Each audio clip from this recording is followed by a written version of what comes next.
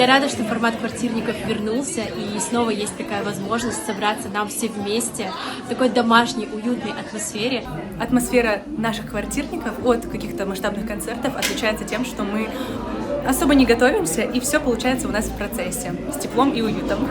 Данное мероприятие, оно в принципе построено на том, что нет каких-то стандартов. То есть человек приходит, выражается, то есть поет песни, акапельно можно, инструменталку. Думаем проводить его время от времени, раз в месяц, раз в полтора месяца. Очень рада, что сегодня пришло много народу, что квартирники все еще любят, все еще помнят.